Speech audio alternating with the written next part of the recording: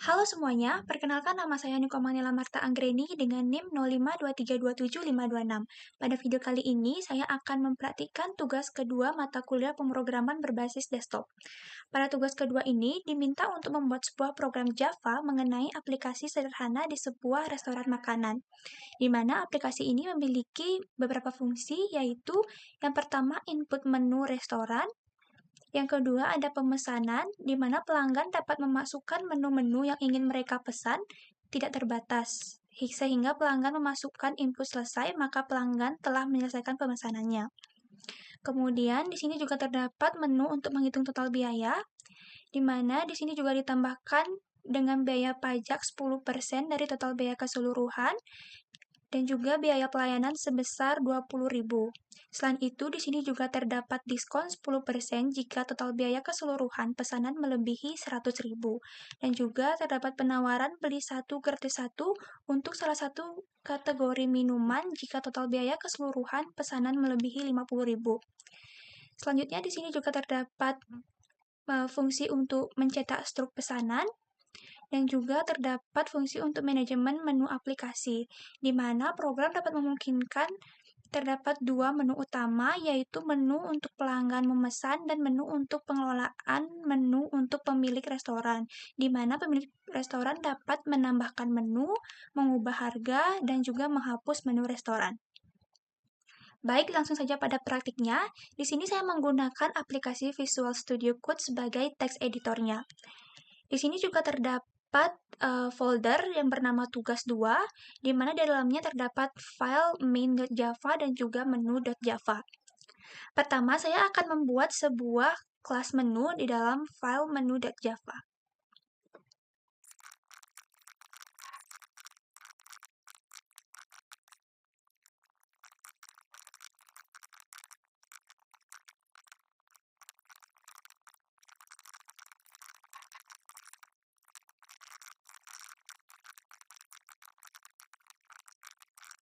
Baik, pada file ini saya membuat sebuah kelas menu dengan atribut ID, nama, harga, dan kategori.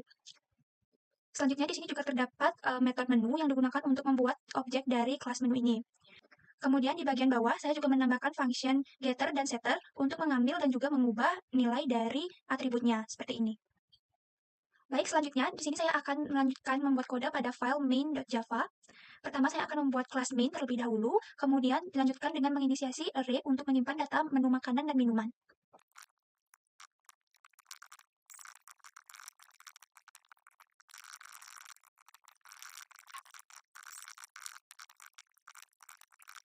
Baik, pada bagian ini, pertama saya menginisiasi scanner untuk dapat menerima inputan dari user.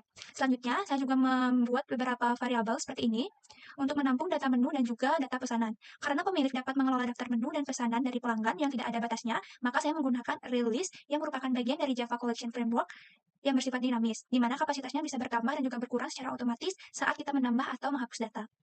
Baik, selanjutnya saya akan membuat function main untuk merunning program dan juga menampilkan menu utama dari aplikasi.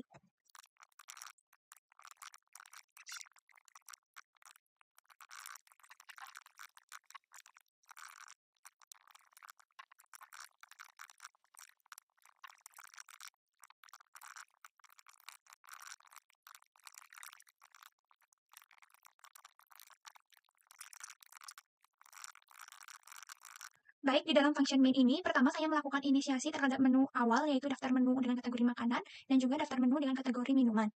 Setelah itu, saya juga membuat perulangan while seperti ini, yang digunakan untuk menampilkan menu utama pada aplikasi restoran. Dan kemudian jika user memilih menu ketiga, akan ditampilkan pesan bahwa terima kasih telah menggunakan aplikasi ini.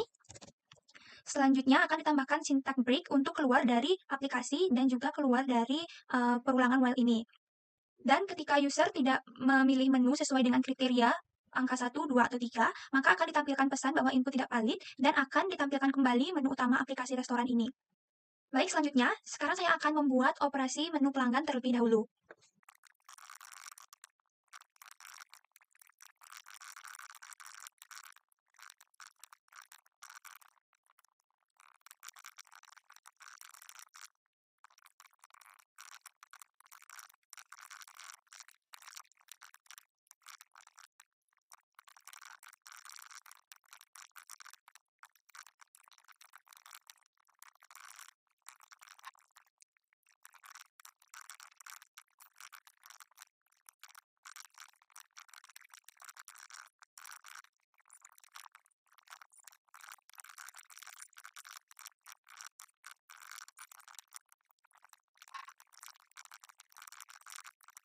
Baik, kembali pada function menu pelanggan, di mana dalam function ini pertama saya melakukan reset list pesanan setiap kali ada pelanggan baru membuka menu.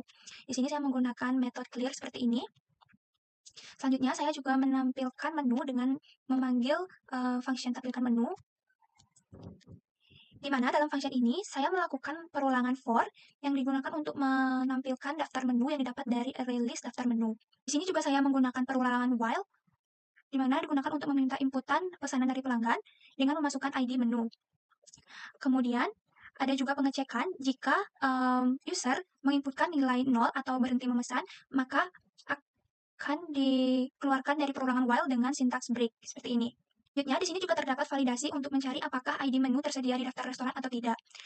Untuk pengecekannya, saya lakukan pada function cari menu berdasarkan ID dengan parameter input ID seperti ini.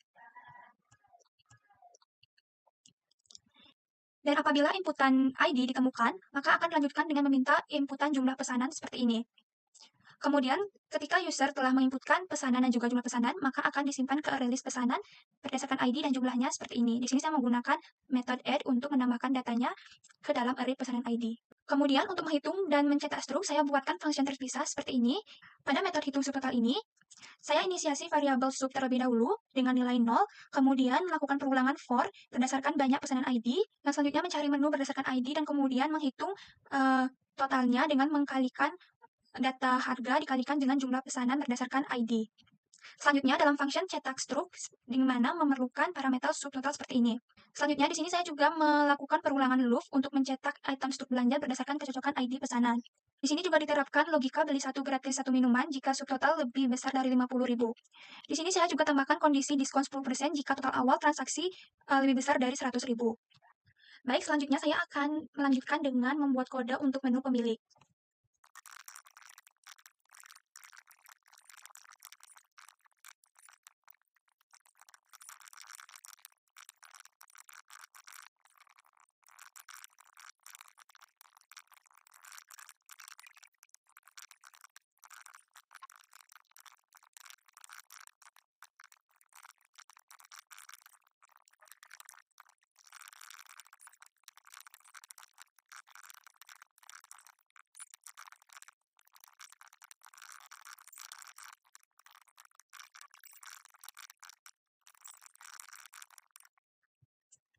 Baik, pada function menu pemilik ini, pertama saya melakukan inisiasi variabel di menu pemilik dengan mengeset nilainya sebagai true, seperti ini. Setelah itu, saya juga melakukan perulangan while untuk menampilkan menu pengelolaan restoran seperti ini. Selanjutnya, saya akan meminta inputan untuk pemilihan menu. Untuk pengecekannya, saya menggunakan sintaks switch case seperti ini, di mana ketika pilihan user bernilai 1, akan memanggil metode atau function tambah menu baru. Di sini juga terdapat sintaks break, yang mana digunakan untuk keluar dari perintah switch case ketika metode atau function tambah menu baru selesai dieksekusi. Begitu juga dengan pilihan kedua, akan memanggil function ubah harga menu.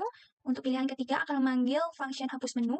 Kemudian untuk pilihan keempat, di sini saya melakukan update untuk value variabel di menu pemilik menjadi false. Sehingga ini akan memberhentikan perintah switch case dan juga akan memberhentikan perintah while, sehingga akan ditampilkan menu utama. Selanjutnya pada function tambah menu baru, di sini pertama saya akan meminta inputan nama menu, harga menu, dan juga kategori kepada user. Setelah itu di sini juga dilakukan validasi terhadap kategori yang diinputkan oleh user. Jika user menginput kategori selain makanan ataupun minuman, maka akan ditampilkan pesan error seperti ini. Setelah kategori valid, akan dilanjutkan dengan generate ID baru secara otomatis berdasarkan ID item terakhir, di mana ketika daftar menu atau array dari daftar menu kosong, maka ID pertamanya yaitu 1. Dan jika tidak, maka nilai ID-nya yang didapat yaitu dari ID menu terakhir ditambahkan 1. Selanjutnya, data menu baru akan ditambahkan ke dalam array list daftar menu menggunakan metode add seperti ini. Selanjutnya, pada function ubah harga menu, di mana pertama saya akan menampilkan menu atau daftar menunya, selanjutnya akan meminta inputan ID menu yang akan diubah kepada user, kemudian akan dilakukan pencarian indeks berdasarkan ID. Di sini saya buatkan di metode yang terpisah. Dalam function cari indeks menu berdasarkan ID ini, pertama saya melakukan perulangan for berdasarkan data yang ada pada array daftar menu. Kemudian melakukan pengecekan data menu dengan ID yang sama, kemudian mereturn data menu yang ID-nya sama, dan jika tidak ditemukan, maka akan di-return -1 seperti ini. Jika nilai indeks -1, maka akan ditampilkan pesan bahwa ID menu tidak ditemukan, dan jika tidak, maka akan dilanjutkan dengan penginputan harga baru. Setelah itu akan dilakukan konfirmasi apakah yakin ingin mengubah harga. Kemudian jika konfirmasi bernilai ya, maka akan dilanjutkan dengan mengupdate harga baru dengan menggunakan metode set harga seperti ini. Selanjutnya pada function hapus menu, pertama saya menampilkan daftar menu terlebih dahulu. Kemudian di sini saya meminta inputan untuk memilih nomor ID menu yang ingin dihapus. Selanjutnya mencari indeks menu berdasarkan ID. Kemudian jika didapat, maka akan dilakukan konfirmasi apakah yakin ingin menghapus menu. Jika konfirmasi bernilai ya, maka akan dilanjutkan dengan penghapusan data menu menggunakan metode remove seperti ini. Setelah data di-remove, akan dilanjutkan dengan mengurutkan ulang ID semua menu agar tertata rapi. Di sini saya menggunakan perulangan for yang kemudian mengeset data ID baru seperti ini. Baik, ketika kode sudah semua dituliskan, maka kita akan coba untuk merunning programnya.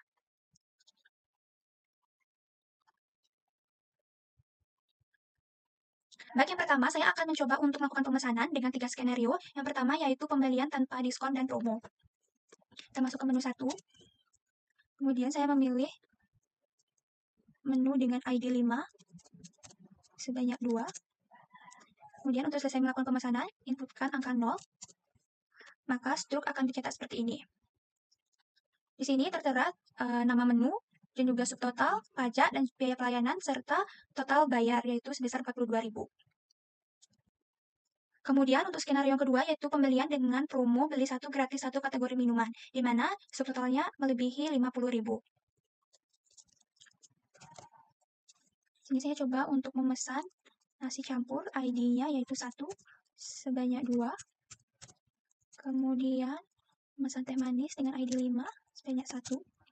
Kemudian selesai. Maka struktur pembayaran yang ditampilkan yaitu seperti ini. Di sini sudah tertera bahwa promo telah diterapkan. Baik, selanjutnya untuk skenario ketiga yaitu pembelian dengan diskon 10%, di mana subtotalnya yaitu bernilai lebih besar dari 100.000. Misalkan